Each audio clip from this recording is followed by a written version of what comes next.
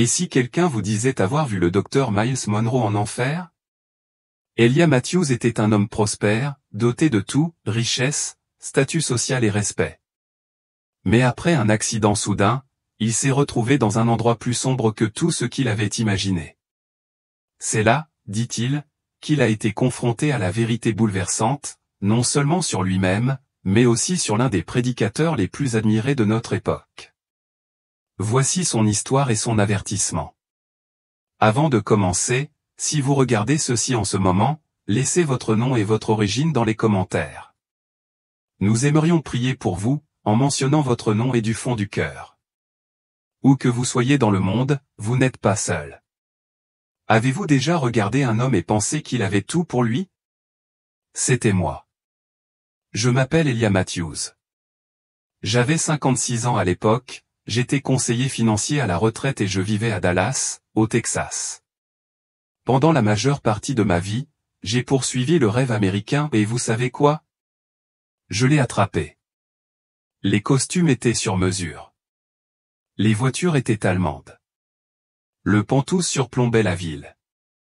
J'avais un bureau d'angle, une belle épouse, 2 enfants scolarisés dans le privé et suffisamment d'argent dans mon portefeuille pour ne plus jamais avoir à me soucier des factures.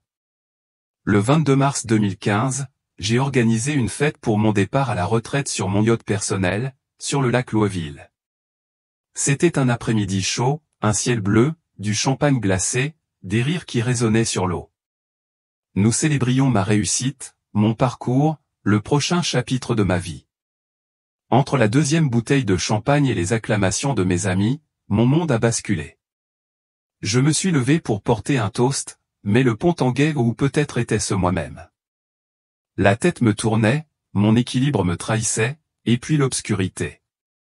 Une seconde, je levais mon verre, la suivante, je tombais du bord du lac, dans l'inconnu. Ce que je ne savais pas, c'est que la chute n'était pas la fin, c'était juste le début. J'ai dû perdre connaissance en touchant l'eau, mais c'est là que tout a vraiment commencé. Au début, je me suis senti m'enfoncer plus profondément dans le lac, dans l'obscurité froide et silencieuse. Étrangement, je ne me noyais pas. Je pouvais respirer sous l'eau. Je ne paniquais pas, je dérivais simplement. C'était paisible, d'une manière qui n'avait aucun sens. Puis j'ai réalisé que je n'étais plus dans mon corps. Je m'observais d'en haut, comme si mon âme avait été extirpée et aspirée dans quelque chose d'autre. Je voyais mon propre corps flotter à la surface, sans vie. Mais au lieu de la panique, j'ai senti un calme étrange m'envahir. Aucune peur, juste le calme. Soudain, ce silence se brisa. Je n'étais plus dans le lac. Je me tenais sur la terre ferme des rochers gris, acérés et tranchants sous mes pieds.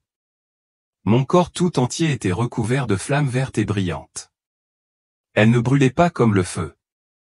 Elles ne me brûlaient pas la peau. Non, ces flammes s'enfonçaient plus profondément. Elles me piquaient l'âme. J'avais l'impression que le regret avait pris forme, que la culpabilité m'enveloppait. Puis je les ai vues, 3 silhouettes émergeant de la brume. Ce n'étaient pas des humains. Ils étaient grands et minces, avec une peau noire et lisse comme celle des reptiles et des yeux rouges et brillants qui ne clignaient jamais. Leur bouche restait immobile, mais j'ai entendu leurs mots avec une clarté aveuglante, c'est ta nouvelle maison. C'est tout ce qu'ils ont dit. Aucune explication, aucun avertissement. Juste ces 5 mots. J'avais l'esprit qui tournait. J'avais envie de crier, de demander pourquoi, d'exiger des réponses, mais ils s'en fichaient. Leur visage était vide, aucune émotion, aucune pitié. L'un d'eux m'a attrapé le bras, son contact était glacial. Sans un mot de plus, ils m'ont guidé à travers la brume. À mesure que nous avancions, l'air changeait, le brouillard commençait à se dissiper et un paysage terrifiant se dévoilait.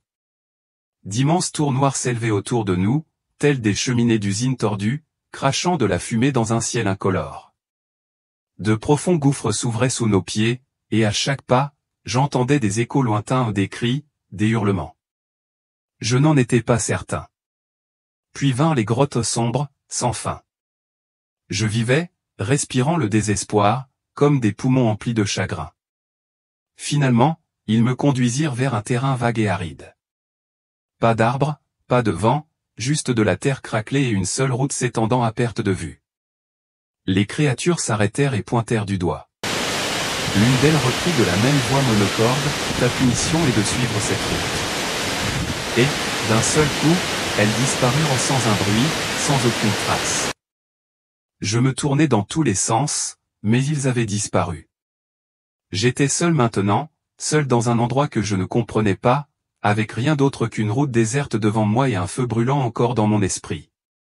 Alors j'ai marché. Je ne sais combien de temps, des minutes, des heures, des jours. Le temps n'avait aucune signification ici. Il s'étendait comme la route sous mes pieds, infini, gris, immuable. Il n'y avait ni soleil, ni ciel, ni mouvement, juste moi et ce chemin, sec et craquelé, s'étendant à l'infini dans les deux sens. Aucun signe, aucun virage, aucun pas derrière moi, aucun vent qui me caressait la peau, juste le bruit de ma respiration et le poids d'un silence si profond qu'il me semblait sur le point de m'écraser. Chaque pas que je faisais ne pesait pas seulement sur mon corps, il pesait sur mon âme.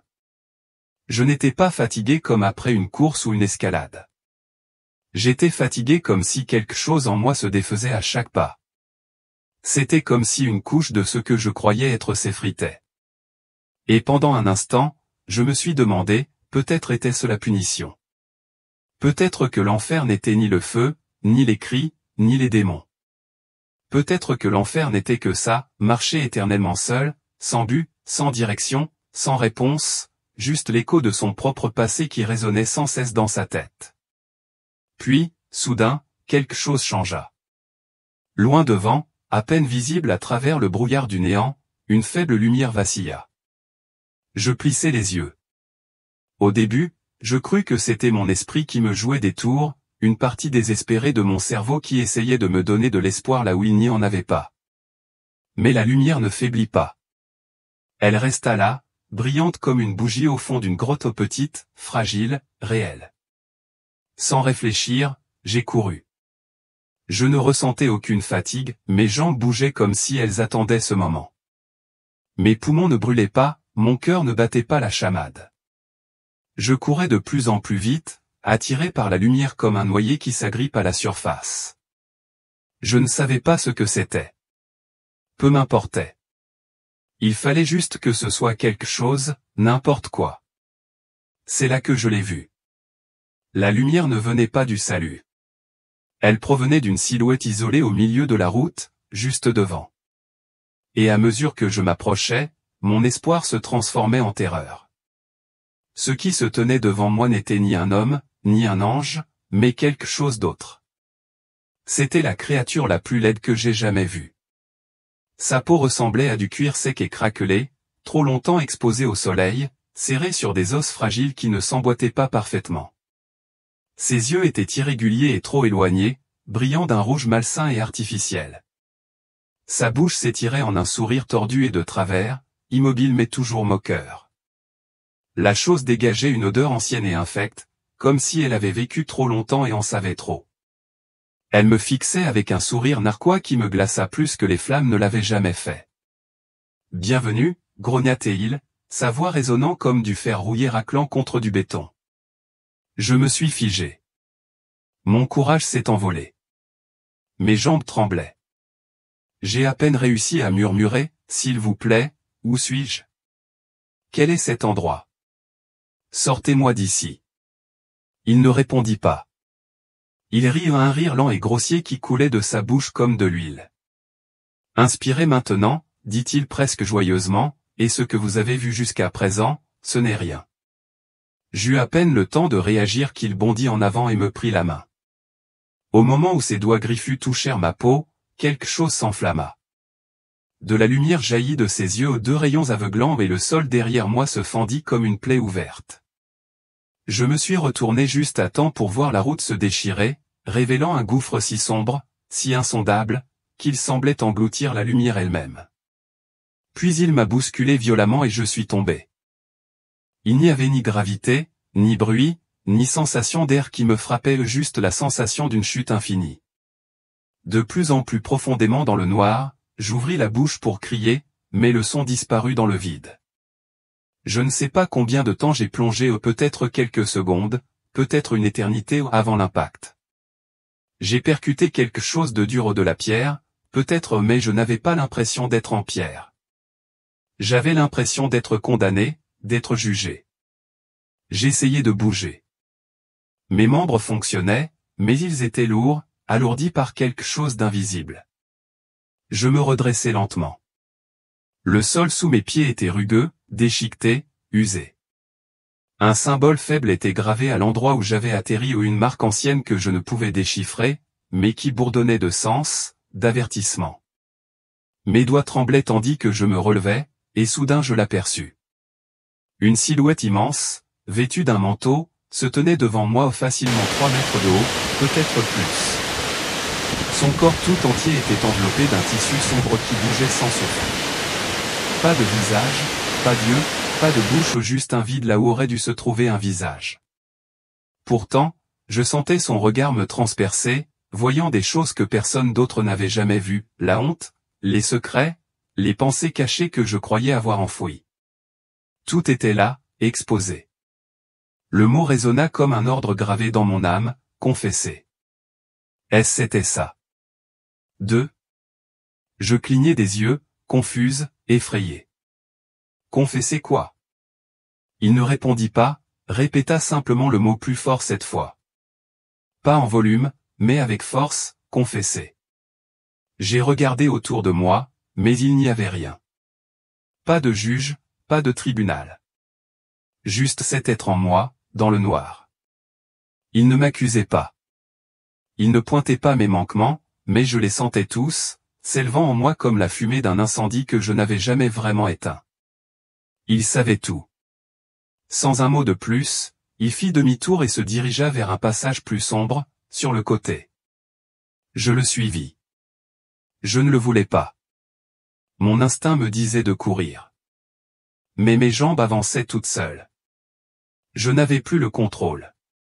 Plus nous nous enfoncions, plus l'air devenait froid, non pas physiquement, mais spirituellement. Ce genre de froid qui vous pénètre jusqu'aux os et vous fait remettre en question toutes vos croyances. Puis la vision a commencé. Ni rêve, ni souvenir.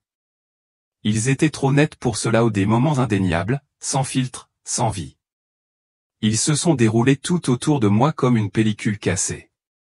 J'ai revu mon enfance, mon adolescence, mon jeune âge, mon ascension, ma soif de succès, mes triomphes, les applaudissements, les gros titres.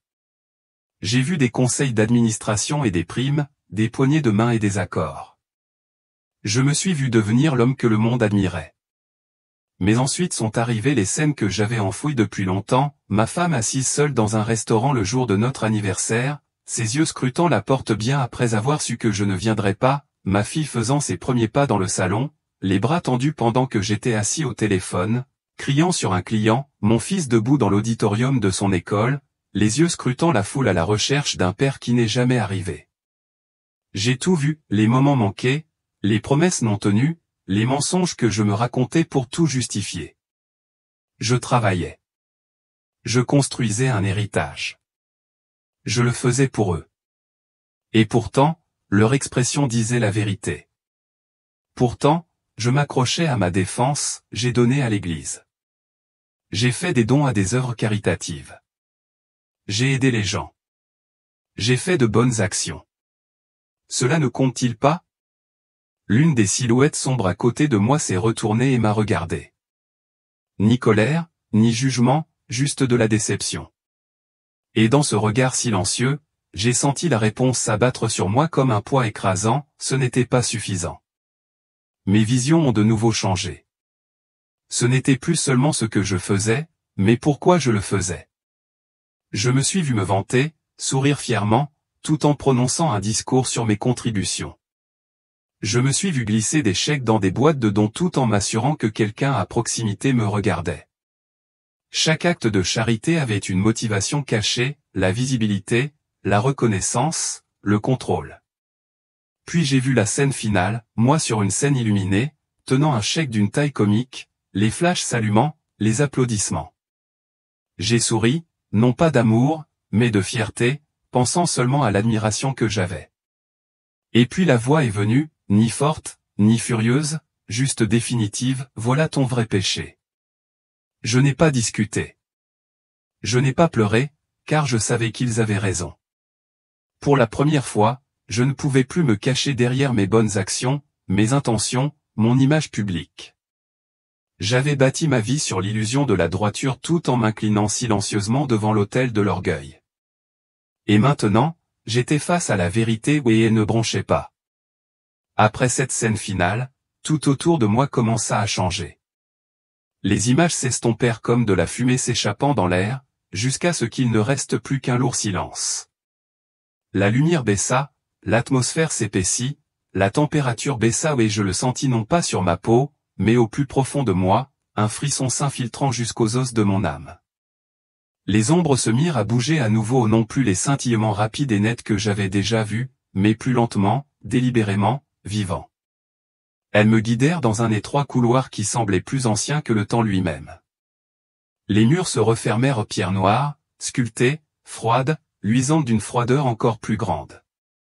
Le sol sous mes pieds résonnait à chacun de mes pas, comme s'il m'attendait depuis des siècles.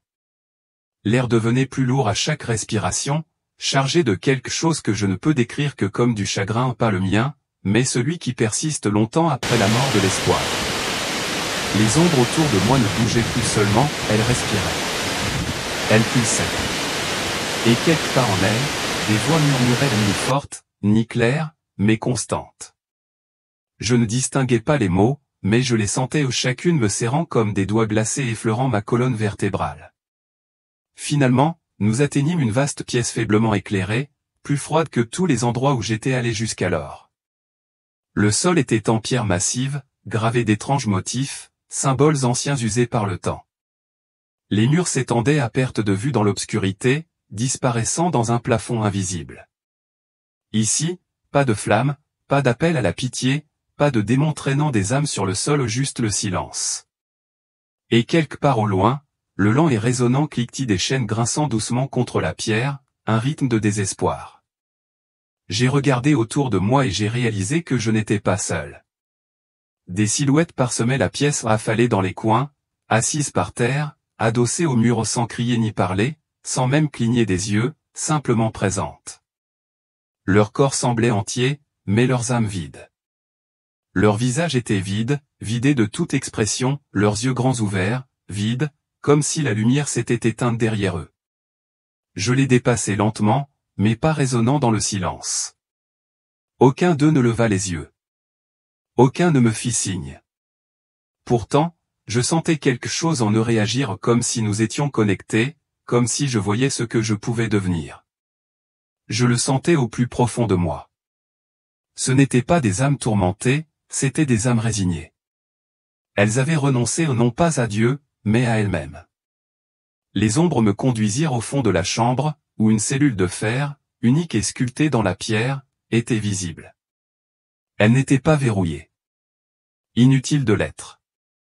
Au-dessus, en lettres irrégulières et profondément griffonnées, se trouvait un écriteau, le prétendu. Quelque chose dans ces mots me frappa comme un coup de couteau en pleine poitrine. C'était plus qu'une étiquette, c'était une phrase. Une des ombres a posé une main sur mon dos. C'était plus froid que tout ce que j'avais jamais ressenti. Elle n'a pas poussé fort, juste assez. Assez pour me dire, regarde. Alors je l'ai fait. Je m'avançai et jetai un coup d'œil à l'intérieur de la cellule, et le temps s'arrêta. Mon cœur se serra. Mon estomac se tordit. Mes genoux fléchirent légèrement, et je dus m'appuyer contre le mur. C'était lui, Miles Monroe. Enchaîné, entravé, affaissé. Ses bras étaient tendus, ses poignets liés par d'épaisses menottes de fer boulonnées au mur derrière lui. Sa tête était basse, ses épaules autrefois fortes étaient maintenant courbées et molles. Sa robe était déchirée, tachée d'une substance plus sombre que la poussière. Sa peau était pâle, presque grise, toute la vie qui rayonnait de lui avait disparu. Je me suis figé, incapable de comprendre ce que je voyais. J'avais écouté cet homme.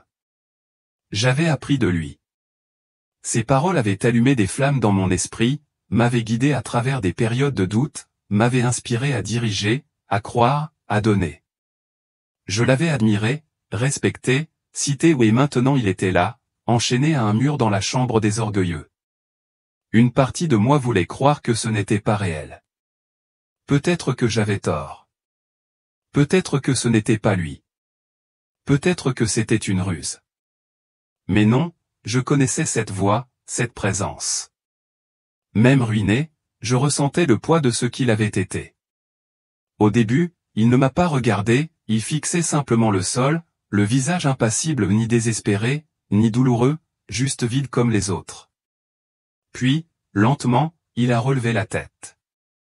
Quand son regard a croisé le mien, j'ai senti tout mon être s'effondrer, car il m'a vu. Il m'a vraiment vu. Et je l'ai vu. Il parlait d'une voix à peine porteuse, sèche, creuse, dépouillée de sa force d'antan. Je croyais accomplir l'œuvre de Dieu, mais je faisais mon œuvre. Je vivais dans l'orgueil, me mettant toujours en avant aux yeux des gens. Je voulais les applaudissements. Je voulais la scène. Je voulais plus d'influence, plus de respect, plus d'éloges. Et maintenant, je vois que tout cela était vide. Son regard se posa sur le coin de la cellule, comme s'il observait quelque chose que je ne pouvais voir. Trop tard, murmura-t-il. Puis il me regarda de nouveau, plus profondément, comme s'il me regardait à travers. Ce qu'il dit ensuite me transperça profondément, nous aurions dû vivre plus humblement. Tout ce que je faisais chaque sermon, chaque don, chaque instant où je prétendais servir se transformait en spectacle. J'avais oublié ce que signifiait s'agenouiller devant Dieu en secret. J'avais oublié à qui tout cela était destiné. Le poids de ses regrets était insupportable. Il s'écoulait de lui comme l'eau d'un vase fêlé doucement mais sûrement. Et plus je l'écoutais, plus je me reconnaissais en lui, dans ses choix, son ambition, son désir d'être connu, d'être célébré. J'avais parcouru le même chemin, aspiré aux mêmes choses. J'avais vécu le même péché. Mes mains se mirent à trembler. Ma bouche s'ouvrit pour parler, pour pleurer, pour m'excuser pour lui ou pour moi. Mais rien ne sortit. Ma gorge se serra, ma poitrine se serra. Je sentis une révélation bouleversante s'abattre sur moi comme un toit qui s'effondre, la vie que je croyais juste avait été bâtie sur l'orgueil. Et j'étais sur le même chemin que lui. Si je ne faisais pas marche arrière, si je ne changeais pas tout, ce ne serait pas seulement son destin, ce serait le mien. J'essayais de parler à nouveau, mais l'instant s'écoulait. La pièce s'évanouissait. Les ombres se déplaçaient. L'air autour de moi se mit à tourbillonner, épais, noir et agité.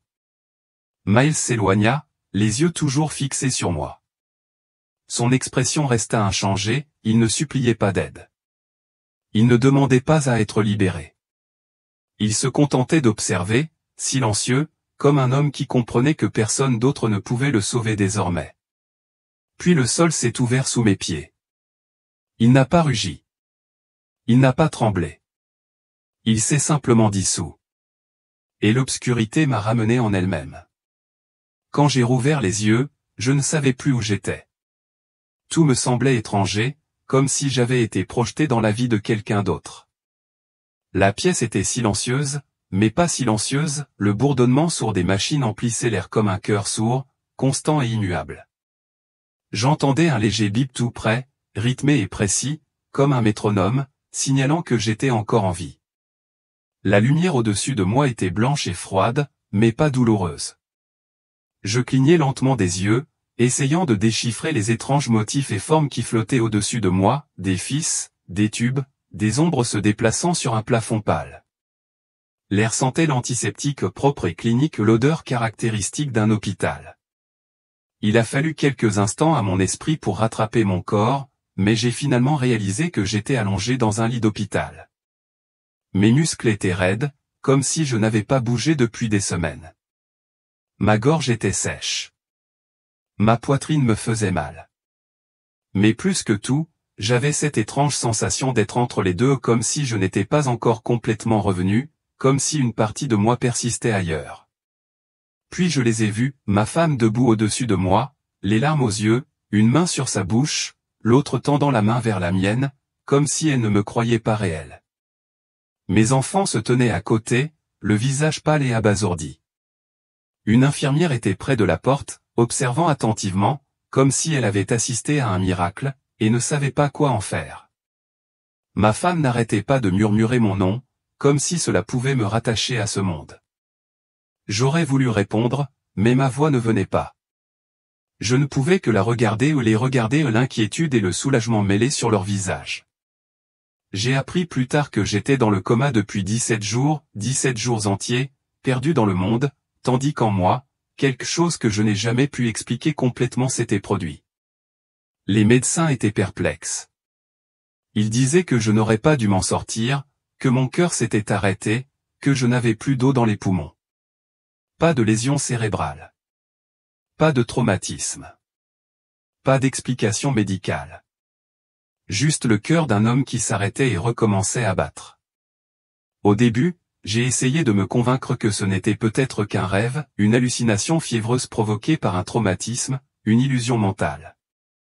Mais j'en savais plus long, non pas à cause de ce que j'avais vu, mais à cause de ce que cela m'avait fait.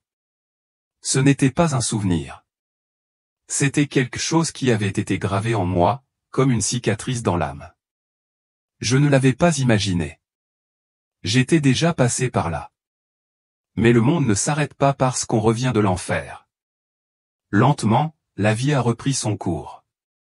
Le téléphone s'est remis à sonner. Les clients voulaient des rendez-vous. Les collègues m'ont envoyé des fleurs et des félicitations. Je suis retourné au bureau. J'ai serré des mains, prononcé des discours impeccables, ri quand il le fallait. J'ai remis le costume. J'ai retrouvé mes anciennes habitudes, comme par magie. Aux yeux du monde extérieur, je n'étais qu'un homme qui avait échappé de justesse à la mort et qui avait eu la chance de survivre. Mais intérieurement, tout avait changé. Ce qui me semblait important me semblait désormais creux, vide. J'étais assis à mon bureau, entouré de diplômes, de plaques et de tous les trophées d'une vie réussie, et je ne ressentais rien. J'entendais les gens complimenter ma résilience et ressentais une étrange douleur dans la poitrine. J'allais à des dîners et je me surprenais à sourire extérieurement, mais à crier intérieurement. Parfois, je m'excusais plutôt, j'allais m'asseoir dans ma voiture et je fixais le tableau de bord dans le noir. Je ne comprenais plus le monde qui m'entourait. Ou peut-être que je ne pouvais tout simplement plus faire semblant de m'en soucier comme avant. Le vide grandissait comme un brouillard lent, envahissant chaque recoin de ma vie. J'essayais de le dépasser, je me noyais dans les réunions et les projets. J'essayais de le distancer, je planifiais des voyages, j'achetais de nouvelles choses, je m'occupais mais il me poursuivait. Silencieux, persistant, implacable. Chaque fois que je fermais les yeux, je revoyais Miles, enchaîné à ce mur, sa voix résonnant dans ma tête, trop tard. Chaque miroir devenait une fenêtre sur quelque chose que je ne voulais pas voir. Chaque compliment me semblait une insulte. Chaque succès un mensonge. Un matin, sans prévenir personne, je suis monté dans ma voiture, j'ai fait un petit sac et j'ai roulé. Je n'avais pas de destination. Je savais juste que je ne pouvais pas rester. J'ai pointé ma voiture vers West Texas, la ville où j'ai grandi, un endroit paisible dont la plupart des gens oublient l'existence. Je n'y étais pas allé depuis plus de 20 ans, mais quelque chose au fond de moi me disait qu'il fallait que j'y retourne, non pas par nostalgie, mais pour retrouver quelque chose que j'avais perdu, ou peut-être quelque chose que je n'avais jamais eu. Le trajet fut long et silencieux, le genre de silence qui vous force à vous confronter à vous-même. En arrivant en ville, rien n'avait changé. Les mêmes vieux bâtiments étaient toujours là. Les champs étaient encore vastes et bruns, l'air encore chargé de poussière et de souvenirs. Je marchais pieds nus sur les vieilles routes, comme enfant. C'était étrange comme le silence de cet endroit me semblait plus fort que tout le bruit que j'avais laissé derrière moi. Et puis je l'ai vue, la vieille église blanche nichée entre deux arbres, à l'orée de la ville. Je n'y avais pas pensé depuis des années, mais la voir maintenant me donnait l'impression de reconnaître une vieille amie. La peinture s'écaillait, le toit s'affaissait un peu, mais la porte était à peine ouverte. Une douce lueur scintillait à l'intérieur, comme une bougie qui refuse de s'éteindre. Je ne sais pas pourquoi j'y suis entré. Je ne l'avais pas planifié. Mes pieds ont bougé tout seuls. Peut-être était-ce l'instinct. Peut-être était-ce la miséricorde. Je suis entré sans bruit, laissant la porte en bois grincer derrière moi. Les bancs étaient vides. Le sanctuaire immobile. Et puis je l'ai vu. Un homme était assis sur le premier banc, voûté, les vêtements déchirés et en lambeaux, les cheveux longs et emmêlés. Il avait la tête baissée, ses lèvres remuant dans un murmure sourd et ininterrompu. Je restais au fond, figé. Il n'a pas levé les yeux, du moins pas tout de suite. Puis, soudain, il l'a fait. Il s'est retourné et m'a regardé droit dans les yeux, et à cet instant, j'ai senti une tension dans ma poitrine. Ses yeux ne me voyaient pas seulement. Il me connaissait, pas mon nom, pas mon CV, mais moi chaque morceau brisé, chaque erreur, chaque mensonge que j'avais cru sur moi-même. Il savait tout. Je sais qui tu es, dit-il doucement mais clairement. Je sais où tu es allé et ce que tu as fait. Je ne pouvais pas bouger. Je ne pouvais pas parler. Je sais tout, répéta-t-il. L'orgueil, les éloges creux, la performance. Il fouilla dans son manteau et en sortit une Bible usée, reliée en cuir. Ses doigts tremblaient en feuilletant les pages. Puis il commença à lire, les premiers seront les derniers, et les derniers seront les premiers. Dieu abaisse les orgueilleux et élève les humbles. Ces mots m'ont frappé comme des vagues s'écrasant sur le rocher. Je ne me suis pas contenté de me souvenir de mes visions. Je les ai ressenties, les flammes, la route, le silence, Miles enchaîné à ce mur, le jugement dans l'ombre, et la vérité de ce que j'étais devenu. Il m'a regardé à nouveau et m'a dit, la vraie grandeur ne consiste pas à se tenir debout devant les autres, mais à s'humilier devant Dieu. C'était fini. Quelque chose en moi s'est brisé. Je suis tombé à genoux, là, dans l'allée centrale, et j'ai pleuré non pas de douces larmes, mais des sanglots déchirants. Mon corps s'est replié sur lui-même, comme s'il ne pouvait plus supporter le poids de mon âme. Peu m'importait qui voyait. Peu m'importait que le monde entier le sache. J'ai tout déversé, chaque péché, chaque échec, chaque acte égoïste, chaque instant où j'ai préféré l'image à l'obéissance, l'orgueil à la présence, la performance à la vérité. Je ne sais pas combien de temps je suis resté là, mais il n'est jamais parti. À un moment donné, il s'est approché, a posé doucement sa main sur ma tête et a murmuré, « Si tu confesses tes péchés, Dieu est fidèle et juste. Il te pardonnera et te purifiera de toute injustice. » Et à cet instant, je l'ai senti. Le poids s'est allégé. Ce n'était pas une sensation mentale. Ce n'était ni une métaphore ni de la poésie. C'était réel. Ma poitrine était plus légère. Mon âme était comme nettoyée, à vif et propre.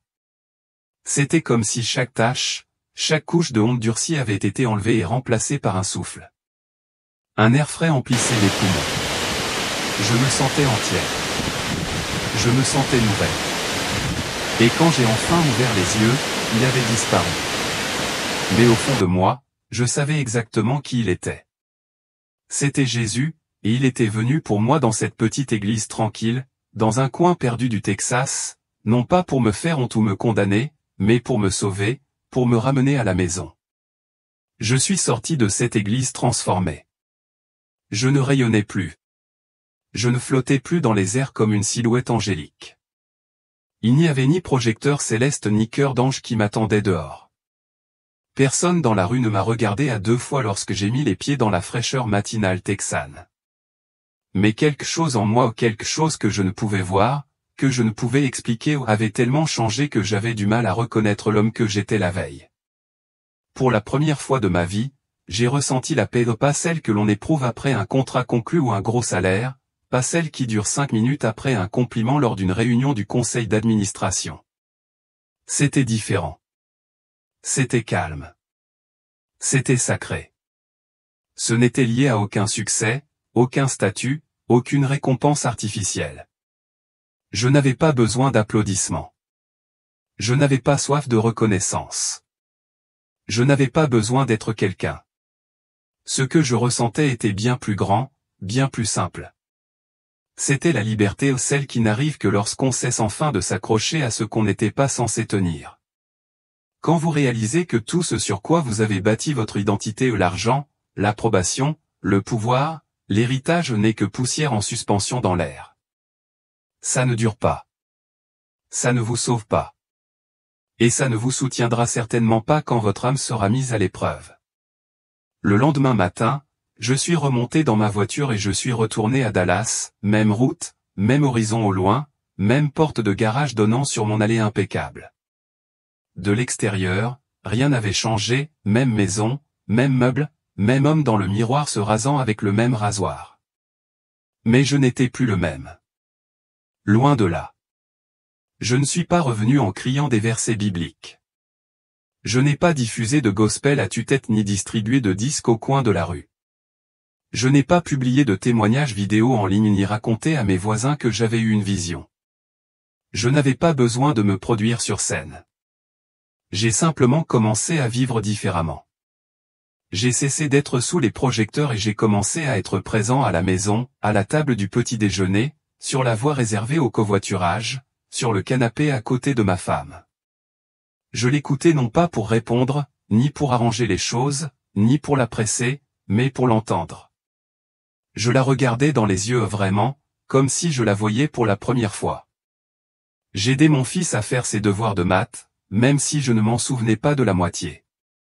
Je regardais de vieux films Disney avec ma fille sans consulter mes emails toutes les 5 minutes. Je ne cherchais pas la perfection. J'essayais juste d'être présent. Et pour la première fois, je les ai vraiment vus non pas comme des prolongements de mon héritage, ni comme une preuve de ma réussite, mais comme ma raison d'être, ma mission sacrée, la raison pour laquelle je suis encore là. J'ai recommencé à donner, moi aussi, mais discrètement cette fois. J'ai arrêté de signer de gros chèques avec mon nom en gras. Fini les galas, les dîners de donateurs, les applaudissements truqués. J'ai commencé à glisser des factures dans des enveloppes et à partir avant que quiconque puisse dire merci. J'ai payé des factures d'électricité à des inconnus. J'ai réapprovisionné des garde-manger anonymement. J'ai servi de la soupe sans porteur de badge. Je ne cherchais plus à me faire belle. J'essayais juste d'être fidèle. Les gens le remarquaient. Ils ne comprenaient pas toujours. Certains étaient perplexes. Quelques-uns étaient sceptiques. « Ça va, Ellie ?» demandait-il, la voix empreinte d'une inquiétude polie. « Tu as l'air différent, plus calme, plus doux. » Je souriais, hochais la tête et changeais de sujet. Car qu'étais-je censé dire? Que j'avais vu l'enfer? Que j'avais rencontré Jésus dans une église poussiéreuse, avec des bougies vacillantes et un plancher plus vieux que ma carrière? J'ai vu un homme que j'admirais autrefois, enchaîné à un mur, consumé par la même fierté que j'avais autrefois nourrie. Non, je n'avais pas besoin de le dire, il fallait juste que je le vive. Chaque matin, maintenant, avant même d'ouvrir les yeux, je murmure une simple phrase, « Merci, mon Dieu ». Non pas parce que ma vie est facile. Non pas parce que j'ai tout compris, mais parce qu'on m'a donné ce que je ne méritais pas, une nouvelle chance. Une page blanche, une miséricorde enveloppée dans un souffle. Chaque lever de soleil est la preuve qu'il n'en a pas fini avec moi. Chaque coucher de soleil me rappelle qu'il m'a ramené à la maison. Je fais encore des erreurs. Je me surprends encore à rechercher l'approbation. Je ressens toujours ce vieux besoin d'être admiré, remarqué, loué. Mais quand ces pensées surgissent, je les attrape plus vite. Maintenant, je ferme la porte avant que l'orgueil ne puisse entrer et se réfugier. Je me souviens du feu. Je me souviens des chaînes. Je me souviens du silence d'une âme égarée. Et je me souviens de sa voix. Alors je continue à marcher, non plus sur le chemin du châtiment, mais sur un chemin déterminé. Ni rapide, ni tape à accent grave l'œil, mais régulier et silencieux. Ma tête n'est pas baissée de honte, mais inclinée de révérence. Car maintenant, je sais ce que signifie vraiment marcher humblement avec Dieu. Si vous m'écoutez, si vous courez après les mêmes choses que moi, vous épuisez à obtenir les applaudissements du monde entier, j'espère que vous vous arrêterez un instant. J'espère que vous prendrez une grande inspiration et que vous vous demanderez, est-ce vraiment ce que je veux être? J'espère que tu verras au-delà des paillettes et que tu verras le piège. J'espère que tu laisseras tout tomber avant qu'il ne soit trop tard. Parce que je suis passé par là, et les applaudissements, ils s'estompent. La célébrité, c'est superficiel. L'orgueil, ça te pourrit de l'intérieur. Mais la grâce demeure. Et maintenant, chaque jour que je vis avec une prière silencieuse sur mes lèvres, Dieu, garde-moi humble, garde-moi près de toi et ne me laisse jamais oublier où tu m'as trouvé. Bruce Lee est une légende, mais peut-être que la célébrité, la force et la discipline ne suffiront pas à sauver son âme. Car un homme est décédé cliniquement et a rencontré Bruce Lee en enfer. Il a bénéficié d'une seconde chance et est revenu avec les derniers mots de Bruce Lee. Alors, quel regret la légende des arts martiaux a-t-elle pu avoir? Et qu'a dit le Tout-Puissant à cet homme dans son moment d'éternité? Suivez-moi attentivement. Nous prions pour que Dieu vous ouvre les yeux et adoucisse votre cœur, car tout le monde n'a pas droit à une seconde chance et la mort peut nous frapper à tout moment. Veuillez indiquer votre nom et votre lieu de résidence dans les commentaires ci-dessous. Nous prierons pour vous personnellement. Que Dieu vous accorde discernement, paix et sagesse à travers ce que vous allez entendre. Je m'appelle Jerry et j'ai plus de 70 ans. Je suis mi-américain, mi-japonais, né à Okinawa, au Japon, où ma mère a été affectée à une filiale de l'entreprise. J'y ai rencontré mon père. Il tenait un cadet traditionnel, un lieu où discipline et force étaient primordiales. Dès mes plus jeunes souvenirs, j'ai été façonné par le rythme des coups de poing, des coups de pied et l'expiration aiguë d'une respiration concentrée. Enfant, je m'entraînais sous le regard sévère de mon père, mes petits poings frappant des planches de bois jusqu'au sang de mes jointures. Le dojo était mon univers, ses parquets polis par des années de sueur et d'efforts. J'ai appris à contrôler mon corps, à canaliser mon énergie et à rechercher l'équilibre grâce aux arts martiaux. La foi en Dieu n'a jamais fait partie de notre foyer, mon père ne vénérait que la voix du guerrier. À 22 ans, j'ai quitté Okinawa pour l'Amérique, poursuivant le rêve de mon père de propager notre tradition du karaté. Les rues de Los Angeles me semblaient étrangères, leur bruit et leur effervescence contrastaient fortement avec la tranquillité de l'île que je connaissais. J'ai dû faire face au scepticisme, voire aux moqueries, de ceux qui considéraient mes enseignements comme exotiques ou dépassés. Mais j'ai persévéré, déterminé à prouver la valeur des méthodes d'Okinawa. Pendant 50 ans, je me suis forgé une réputation de sensei, enseignant non seulement les coups de poing, mais aussi la méditation ou une méthode de purification de l'âme. Mes élèves remplissaient les dojos de la ville, leurs yeux rivés sur moi tandis que je parlais de paix intérieure. Pourtant, au fond de moi, je ressentais un vide, une question que je ne pouvais nommer. J'écartais les pensées divines, les considérant comme des vestiges d'un monde que je ne comprenais pas. Ma vie était le dojo, ses rituels ma religion. J'enseignais des techniques de respiration pour apaiser l'esprit, des mouvements pour vivifier le corps. Mais l'idée d'un sauveur, d'une présence divine, me semblait lointaine, voire absurde. Élevé 100 fois, je m'appuyais sur mes propres forces, convaincu que cela suffisait. Je vivais pour les applaudissements de mes élèves et le respect de mes pairs. Mes journées étaient remplies de cours, de démonstrations et du rythme soutenu de l'entraînement. Pourtant, la nuit, seul dans mon petit appartement, un malaise sourd s'installait. Était-ce tout ce qu'il y avait dans la vie? Ce cycle d'enseignement et d'effort. J'avais entendu parler du christianisme, de Jésus, mais je les avais balayés du revers de la main. La voix de mon père résonnait dans mon esprit, qualifiant ses croyances de faibles, de béquilles pour ceux qui ne pouvaient se débrouiller seuls. Je faisais confiance à la discipline, à ma propre volonté. Dieu était une histoire pour les autres, pas pour moi. Mes élèves me voyaient comme un pilier, un homme qui maîtrisait le corps et l'âme. Je parlais d'équilibre, de purification de l'esprit par la concentration. Mais en vérité, je ne savais pas ce dont mon âme avait besoin. Je remplissais mes journées de mouvement, espérant que cela étoufferait le silence intérieur.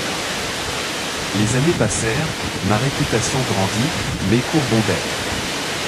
J'écrivais des livres sur la méditation, donnais des conférences sur la force intérieure.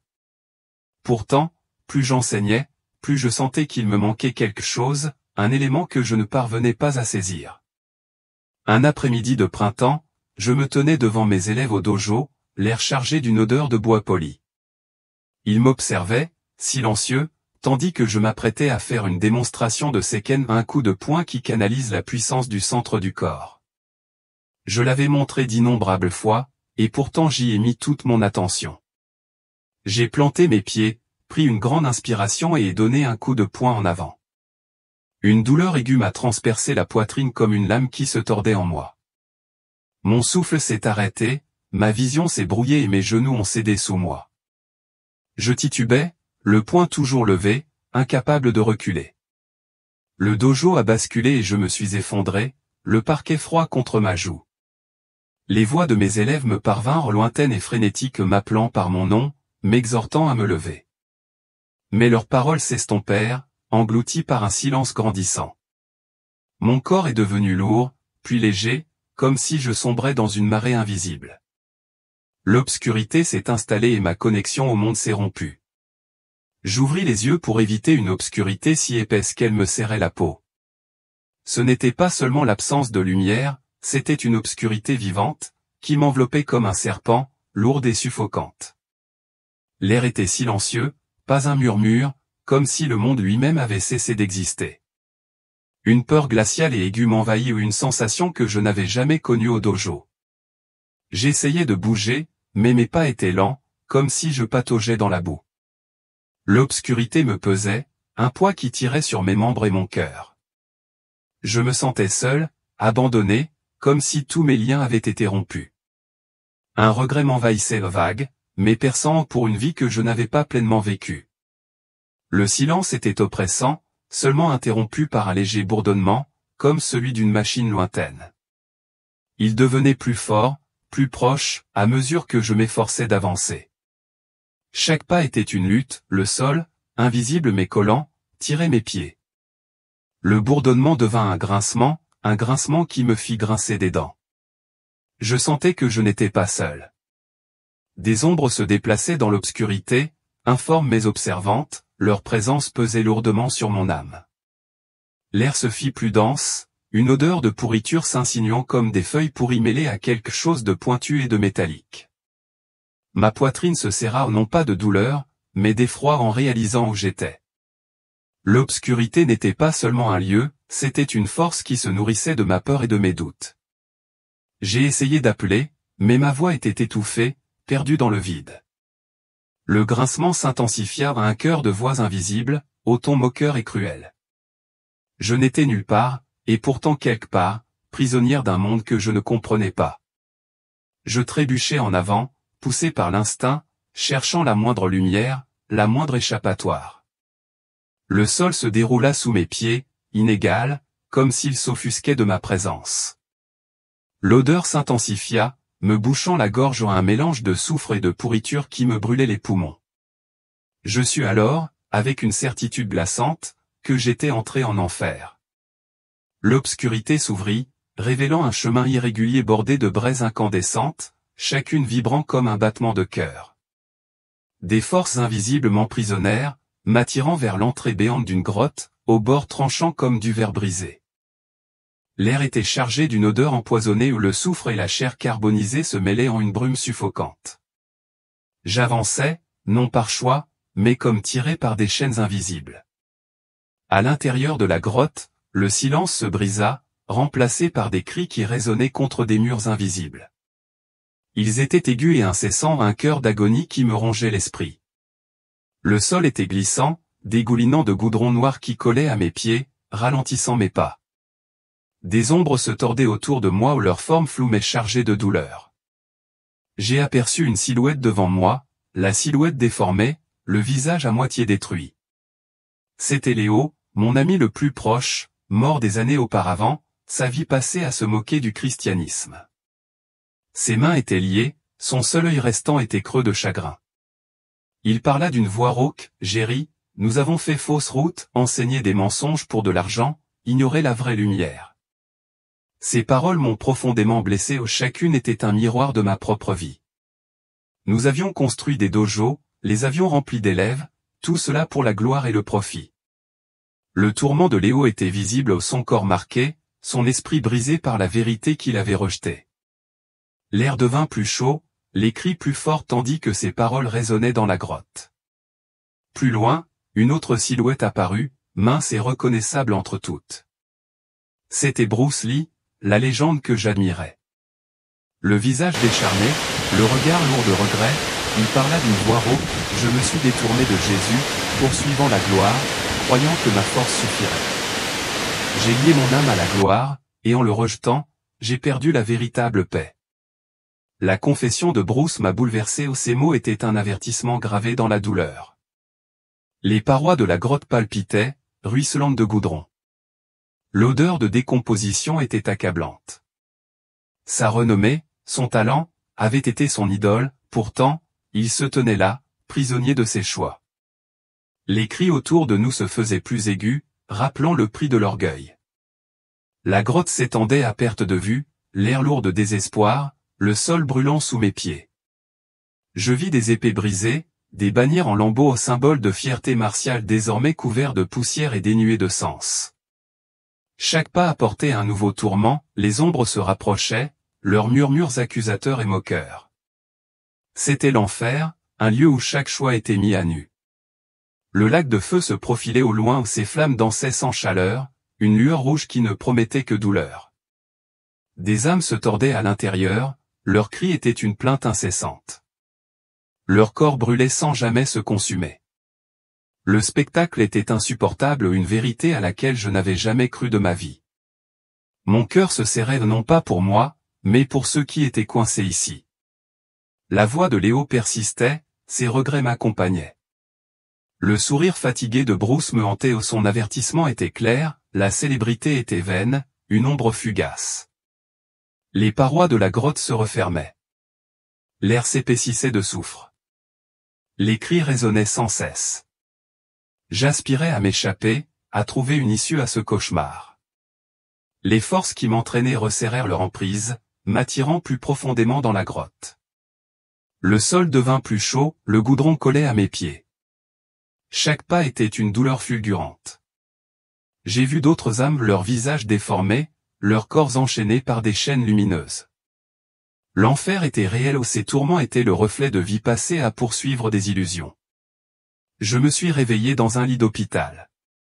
L'air stérile contrastait fortement avec la puanteur de la grotte. Le bip des machines emplissait la pièce. L'appel à l'aide rapide de mes élèves avait sauvé mon corps, mais mon esprit était lourd. Le souvenir de l'enfer était vif, son cri résonnait encore à mes oreilles. Était-il réel, ou mon esprit l'avait-il invoqué dans mon effondrement? Je retournai au dojo, les mouvements mécaniques, la voix creuse tandis que j'enseignais. Le rythme familier des coups et de la respiration semblait vide, un rituel qui n'avait plus de sens. Mes élèves observaient, inconscients du trouble qui m'habitait. Le vide que j'avais ressenti auparavant était désormais un gouffre qui se creusait de jour en jour. La méditation, autrefois mon refuge, est devenue un miroir reflétant mes doutes. Assis en tailleur, je respirais profondément, mais la paix que je recherchais s'est évanouie. L'obscurité de la grotte persistait, son poids pesant sur mon âme. Je me demandais si j'avais vraiment vu l'enfer ou s'il s'agissait d'un avertissement que mon esprit avait tissé. Les cours continuaient. Le dojo se remplissait d'élèves avides d'apprendre. J'ai parlé d'équilibre, mais mes paroles me semblaient mensongères. Les techniques que j'avais enseignées pendant des décennies semblaient superficielles, incapables de combler le vide intérieur. J'ai commencé à remettre en question tout ce que j'avais construit, toutes mes croyances. La nuit, seul dans mon appartement, le silence était assourdissant. Le souvenir du visage déchiré de Léo, les regrets de Bruce, me hantaient. J'essayais de m'en débarrasser, de revenir à mes anciennes habitudes, mais le malaise grandissait. Ma vie, autrefois si sûre, ressemblait désormais à une maison construite sur du sable. Je marchais dans les rues de la ville, croisant des visages qui semblaient lointains, inconscient de la vérité que j'avais entrevue. Les murs du dojo, autrefois mon sanctuaire, me semblait une cage. J'ai appris à mes élèves à rechercher la paix intérieure, mais je n'arrivais plus à la trouver. L'obscurité que j'avais perçue était un avertissement, que je ne pouvais ignorer. J'ai essayé de méditer à nouveau, en me concentrant sur ma respiration, mais l'odeur de la grotte est revenue, faible mais persistante. Les râles, les cris résonnaient dans mon esprit, me ramenant à cet endroit. Mon cœur s'emballait, le vide en moi s'approfondissait. J'étais vivant, mais perdu, coincé entre deux mondes. Mes élèves ont remarqué ma distraction, leurs questions restaient sans réponse, leur confiance en moi vacillait. Je voulais leur raconter ce que j'avais vu, mais les mots ne venaient pas. Comment expliquer une vérité que je ne comprenais pas entièrement? La vie que j'avais construite s'effondrait, et je ne savais pas comment la reconstruire. Debout dans le dojo, je regardais le coucher de soleil à travers les fenêtres, sa lumière était un faible écho de quelque chose que je ne pouvais nommer. Le souvenir de l'enfer était une ombre, toujours présente, toujours palpitante. J'avais besoin de réponses, d'un moyen de donner un sens à ce que j'avais vu. Mes anciennes croyances, mes anciennes habitudes ne me suffisaient plus. Un matin, alors que je marchais sur mon chemin habituel à travers Los Angeles, je suis passé devant une petite église que je n'avais jamais remarquée auparavant. Ses murs blancs et sa croix simple se détachaient sur moi, attirant mon regard comme un phare dans le chaos de la ville. Une étrange force m'attira, me forçant à m'arrêter. J'hésitais, les pieds ancrés, puis je m'avançai vers la porte ouverte. À l'intérieur, l'air était frais, parfumé de vieux bois et de cire de bougie, contrastant fortement avec le sol ciré du dojo. Le silence était doux, non oppressant, m'enveloppant d'un calme que je n'avais pas ressenti depuis des semaines. J'étais seul, les bancs vides, la lumière filtrant à travers les vitraux, projetant des couleurs sur le sol. Sur une table se trouvait un gros livre, à la couverture usée mais accueillante. C'était une Bible, un texte que je n'avais jamais touché. Pourtant, quelque chose me poussait à le prendre. Mes doigts en parcoururent les bords et je l'ouvris, les pages étaient douces sous mon toucher. Les mots semblaient vivants, éveillant quelque chose de profond en moi. Je me suis assis sur un banc, la Bible ouverte, et j'ai commencé à lire. Les versets parlaient d'amour, de pardon, d'un sauveur que je n'avais jamais connu. Chaque vers était une étincelle, enflammant une part de mon âme que j'avais ignorée pendant des années. Le silence de l'église amplifiait les mots, les faisant résonner dans mon cœur. J'ai lu l'histoire d'un homme nommé Jésus au sa vie, son sacrifice. Ces histoires étaient simples, mais profondes, transperçant mes doutes comme une lame dans le brouillard. J'ai ressenti une connexion, comme si les mots avaient été écrits pour moi, pour cet instant précis. Le vide en moi commença à se réduire, remplacé par un faible espoir. Le vitrail brillait, représentant des scènes d'un berger traversant une lumière. Je continuai ma lecture, perdant la notion du temps, les mots comblant le vide que j'avais porté. L'église était comme un refuge, un lieu où mes questions pouvaient trouver des réponses. Je serrais la Bible plus fort contre moi, ces pages étaient un réconfort, un guide. Je tournais page après page, chaque verset étant un pas vers quelque chose de nouveau. Les récits de pardon et de rédemption exprimaient les regrets que j'avais éprouvés en enfer. Je ne comprenais pas tout, mais je voulais comprendre. La paix de l'Église m'enveloppait, me poussant à poursuivre ma lecture. Les paroles de Jésus au son appel à l'amour, à la repentance me semblaient un message destiné. J'ai vu le visage de Léo, les regrets de Bruce, et j'ai su que je ne voulais pas subir leur sort. La Bible était une bouée de sauvetage, me tirant des ténèbres que j'avais vues. J'étais absorbé, inconscient des heures qui passaient, l'âme frémissante de possibilités. Épuisé, je m'affalais sur le banc de l'église, la Bible lourdement posée sur mes genoux, sa couverture usée réconfortant mes mains tremblantes. Mes yeux s'alourdirent, le silence de l'église m'enveloppa comme une douce couverture, me berçant jusqu'au sommeil. Dans mon rêve, je me tenais dans une mer de lumière pure et chaude, comme la lumière du soleil perçant à l'aube dont l'éclat effaçait le souvenir des ténèbres de l'enfer. L'air était pur, parfumé de jasmin et de pluie fraîche, une paix si profonde qu'elle effaçait l'odeur du soufre de mon esprit. Une voix m'appelait par mon nom, Jerry, calme mais autoritaire, remplissant la lumière d'une autorité qui résonnait dans mon âme. Devant moi se tenait Jésus, sa robe radieuse, scintillant comme une rivière au clair de lune. Sa présence était une chaleur qui apaisait chacune de mes blessures. Son regard exprimait un amour si profond qu'il perçait chaque recoin de mon cœur, tout en n'offrant que grâce, sans jugement.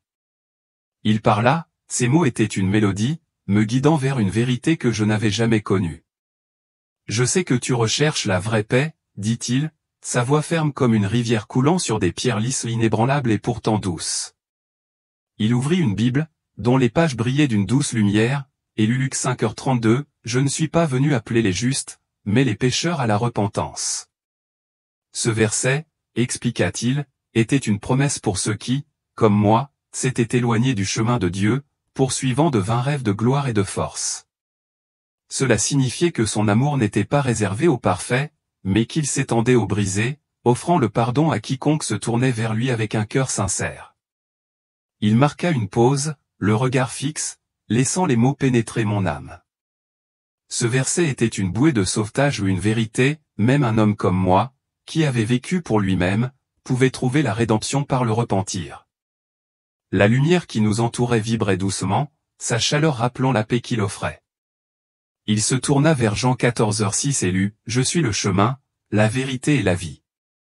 Nul ne vient au Père que par moi. » Ces paroles, dit-il, étaient le fondement du salut ou une carte guidant mon âme des ténèbres de l'enfer vers la lumière dans laquelle je me trouvais désormais. Ils ont déclaré que seul par lui je pouvais atteindre la présence éternelle de Dieu, un chemin étroit mais sûr, forgé par son sacrifice. Sa voix a donné vie à ce verset, une vérité que je ressentais au plus profond de moi, une direction que je n'avais jamais connue. L'air devint plus doux, empli du parfum des fleurs en fleurs, contrastant avec l'odeur suffocante de la grotte. Les paroles de Jésus étaient un phare, me montrant que chaque pas que j'avais fait dans la vie, chaque quête de gloire m'avait éloigné du seul chemin qui comptait. Ce verset était la promesse que lui seul pouvait me conduire à Dieu, une vérité qui a dissipé mes doutes.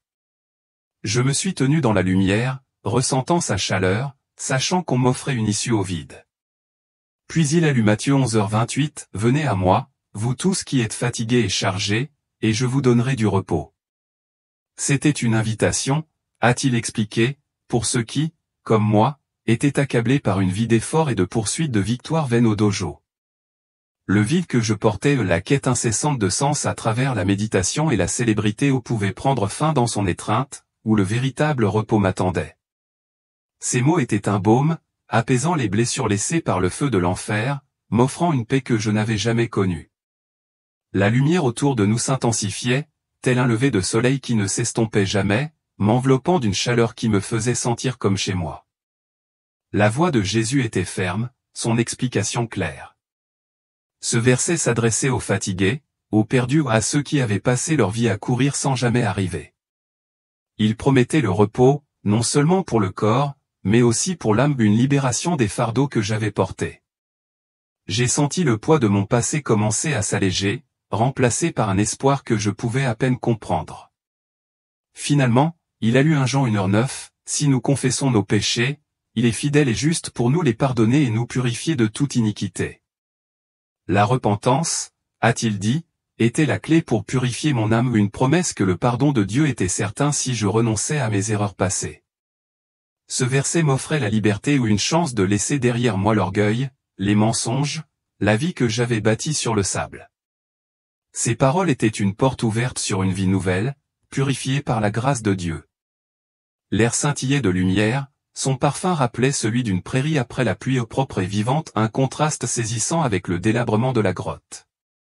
L'explication de Jésus était une carte, me montrant que la confession n'était pas une faiblesse, mais une force, un pas vers une âme guérie. Ce verset était une promesse qu'aucun péché n'était trop grand pour la miséricorde de Dieu, aucun passé n'était trop lourd pour être pardonné. Je restais bouche bée, les mots s'immisçant profondément, chacun étant une pièce d'un puzzle que je n'avais jamais compris. La lumière pulsait doucement, sa chaleur m'enveloppant comme l'étreinte d'un père, effaçant le souvenir des chaînes de l'enfer. La présence de Jésus était un sanctuaire, sa voix un guide à travers le chaos de ma vie passée. Je revoyais le dojo dans mon esprit, ses rituels désormais creux, ses promesses vides comparées à cette vérité. Les versets résonnaient, chacun étant un pas vers la rédemption à un appel que je ne pouvais plus ignorer. Je regardais Jésus, sa robe resplendissante, épargnée par les souillures du monde. Son regard était empli d'un amour qui me voyait tout entière, tout en m'accueillant. L'air était empreint de paix, son parfum exhalait désormais des notes de cèdre et de chèvrefeuille, un parfum évoquant l'éternité. Les cris de la grotte avaient disparu, remplacés par un silence non pas vide, mais plein une immobilité pleine de promesses. Ce rêve n'était pas une illusion. C'était une révélation et une vérité qui allait me changer à jamais. La lumière s'intensifiait encore, ses rayons me traversant, lavant les taches de mon passé. Les paroles de Jésus étaient un chant en chaque verset, une note d'une mélodie salvatrice, me guidant des ténèbres vers la lumière. Je sentais le poids des tourments de l'enfer s'estomper, remplacé par un espoir plus vif que tout feu tout flamme. C'était ma chance, mon appel à entrer dans une vie que je n'avais jamais connue. Je me tenais dans la lumière, les paroles de la Bible résonnant, chacune étant une vérité à laquelle je m'accrochais. La paix qui m'entourait était tangible, une présence qui emplissait chaque recoin de mon âme.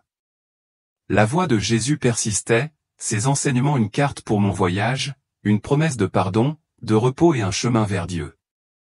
J'ai su, tandis que la lumière me tenait, que c'était la vérité que j'avais recherchée toute ma vie. Je me suis réveillé dans un lit d'hôpital, l'odeur stérile d'un antiseptique remplaçant le calme de l'église. Mes élèves avaient appelé à l'aide, leur intervention rapide m'avait sauvé la vie. Le souvenir de la voix de Jésus persistait, ses paroles étaient une lumière dans mon esprit. Pour la première fois, j'ai ressenti une paix que je n'avais jamais connue, le sentiment d'être pardonné. Je regardais mes mains, désormais stables, et revis la vie que j'avais menée, des années à courir après la gloire, à enseigner des rituels creux. Le dojo, autrefois ma fierté, me semblait désormais creux, ces leçons incapables de combler le vide que j'avais porté. Je savais que je devais changer, me détourner du chemin qui menait à l'enfer. L'appel de Jésus était clair, m'incitant à lui consacrer ma vie. Dans le silence de l'hôpital, j'ai prié, avec des mots simples mais sincères. J'ai demandé pardon, dénonçant mon orgueil, mes mensonges, mon rejet de Dieu. Chaque confession m'a soulagé, comme si les chaînes de l'enfer se brisaient. J'ai donné ma vie à Jésus, faisant le vœu de suivre son chemin, de vivre pour sa vérité. La paix grandit et une chaleur se répandit en moi comme le soleil après une longue nuit. Je revis le visage de Léo, les regrets de Bruce, et je sus que leur sort m'avait été épargné. Mon cœur était léger, habité par un but que je n'avais jamais connu. J'étais vivant non seulement physiquement, mais aussi spirituellement, renaissant par sa grâce. J'ai quitté l'hôpital, le pas assuré, l'esprit clair. Le monde semblait différent, ses couleurs plus vives, les âmes de ses habitants en quête de la vérité que j'avais trouvée. Je voulais partager ce que j'avais vu, avertir les autres de la réalité de l'enfer. Les paroles de Jésus étaient mon guide, son amour ma force. De retour chez moi, j'ai rouvert la Bible. Ces pages m'étaient désormais familières, une carte de ma nouvelle vie. Les versets que Jésus avait lus résonnaient en moi, chacun étant une promesse à laquelle je m'accrochais. J'ai prié à nouveau, remerciant Dieu pour sa miséricorde et pour la chance de prendre un nouveau départ. Mon passé avait disparu, remplacé par un avenir dans sa lumière. Le dojo m'appelait, mais je savais que je ne pouvais pas revenir à mes anciennes habitudes. J'enseignerais à nouveau, mais différemment, en partageant la vérité de Jésus parallèlement à la discipline du karaté. Mes élèves méritaient mieux que des rituels vides de sens. Ils méritaient l'espoir que j'avais trouvé. J'étais prête à vivre pour lui, à transmettre son message. La paix dans mon cœur était nouvelle, un don de Dieu qui comblait le vide que je portais depuis des années. Le dojo, les médailles, les livres que j'avais écrits, tout cela me semblait une ombre comparée à la lumière de Jésus. Ma vie d'effort, de quête de gloire, avait été une quête vaine. Maintenant, je marchais dans son amour, une vérité qui a tout changé. Je voyais le monde différemment, chaque personne était une âme avec un choix, une chance de trouver la paix que j'avais découverte. Les rues de Los Angeles, autrefois un simple décor, semblait désormais pleine de possibilités. Je voulais partager l'amour de Jésus, montrer aux autres le chemin pour sortir des ténèbres. Sa présence était un guide constant à chacun de mes pas. La Bible est devenue mon compagnon, ses paroles me rappelaient quotidiennement ses promesses. J'y lisais des passages sur le pardon et la rédemption, et je sentais son amour m'envahir, lavant les taches de mon passé. Le vide avait disparu, remplacé par un but plus brillant que toute gloire. J'étais libre, non pas de l'effort, mais de la futilité. Je suis retourné au dojo, la voix posée, le cœur ouvert. J'ai enseigné à mes élèves non seulement les coups de poing, mais aussi le Sauveur qui m'avait sauvé. Leurs yeux s'illuminaient, certains de curiosité, d'autres d'espoir. Je n'étais plus seulement un sensei. J'étais un témoin partageant une vérité qui éclipsait tout ce que je connaissais. La nuit, je priais, remerciant Dieu pour sa miséricorde, pour la lumière qui m'avait trouvé en enfer. Le souvenir de la grotte, de ses cris, de son feu, était un avertissement que je portais en moi, un appel à parler. J'écrivais des lettres à de vieux amis, leur racontant mon histoire, les invitant à chercher Jésus. Chaque mot était une étape dans ma nouvelle vie, une vie fondée sur son amour. L'Église est devenue mon refuge, son silence était un baume. J'y lisais la Bible, ses pages usées par mon contact, ses paroles vivantes dans mon cœur. Les vitraux brillaient, un rappel de la lumière que j'avais vue en rêve. J'étais chez moi, non pas dans un bâtiment, mais en sa présence. Mes élèves ont commencé à poser des questions, le cœur ouvert à la vérité que je partageais. Je leur ai parlé de l'enfer, de Jésus, du choix qui les attendait. Certains écoutaient, d'autres se détournaient, mais je parlais avec urgence, conscient des enjeux. Ma vie ne tournait plus autour de moi, mais autour de sa mission. Je parcourais la ville, la Bible à la main, partageant son amour avec des inconnus. Le monde était brisé, mais sa lumière était plus forte, un espoir capable de guérir n'importe quel cœur. Je ressentais sa guidance, sa paix à chaque instant. Ma transformation était complète, mon âme renaissait dans sa grâce. Le témoignage de Jerry nous rappelle avec force qu'aucune gloire ni aucune force ne peuvent combler le besoin le plus profond de l'âme. Il a vécu en enfer, a été témoin de ses tourments et a rencontré Bruce Lee, dont les regrets faisaient écho au vide d'une vie sans vie. Grâce à l'amour de Jésus, Jerry a trouvé la rédemption, une seconde chance de vivre pour la vérité. Son histoire nous exhorte à choisir la foi, à chercher le Sauveur avant qu'il ne soit trop tard. Partagez vos pensées dans les commentaires ci-dessous et prions pour vous et votre famille en mentionnant votre nom. Abonnez-vous à notre chaîne pour entendre le témoignage d'une femme qui a vu Whitney Houston en enfer, des révélations qui ébranleront votre foi jusqu'au plus profond de son être.